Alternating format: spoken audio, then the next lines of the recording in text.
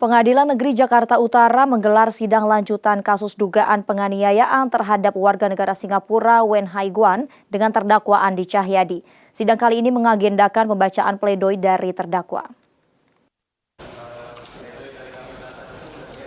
Dalam sidang ini, kuasa hukum terdakwa Andi mengungkap beberapa kejanggalan alat bukti yang dipakai oleh jaksa dalam membuat tuntutan. Kuasa hukum menilai tuntutan JPU tidak memenuhi unsur pasal 351 ayat 1 KUHP. Selain itu, foto-foto Wen Hai Guan setelah dianiaya pun tidak sesuai, di mana foto tersebut diambil pada 2017. Kemudian, pakaian yang digunakan Andi saat peristiwa terjadi dengan bukti yang dipakai JPU pun tidak sesuai.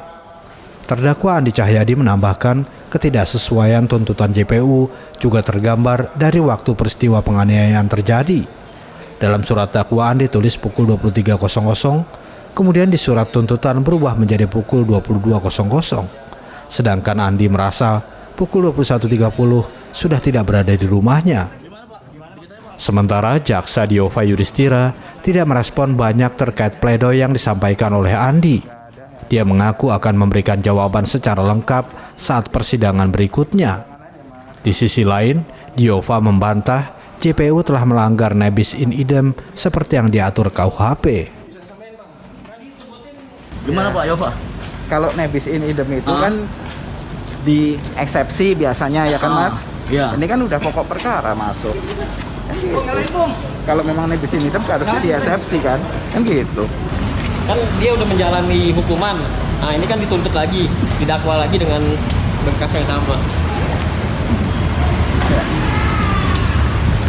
Terus bukan berkas yang sama. Diketahui kasus ini bermula dari peristiwa penganiayaan yang dilakukan oleh Wen Hai Guan terhadap Andi Cahyadi. Setelah itu Wen Hai melaporkan Andi dan mengaku sebagai korban. Andi kemudian divonis 6 bulan penjara. Setelah bebas, Andi melaporkan balik Wen Hai. Wen Hai pun divonis 6 bulan oleh pengadilan. Namun belum sempat menjalani hukuman, Wen Hai kembali ke negara asalnya Singapura. Kasus ini semakin rumit setelah Wen Hai kembali ke Indonesia.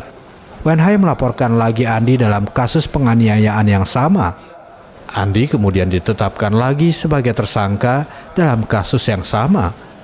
Proses hukum saat ini telah memasuki sidang tuntutan di Pengadilan Negeri Jakarta Utara. Dari Jakarta, Tirta Wijaya, Nusantara TV melaporkan.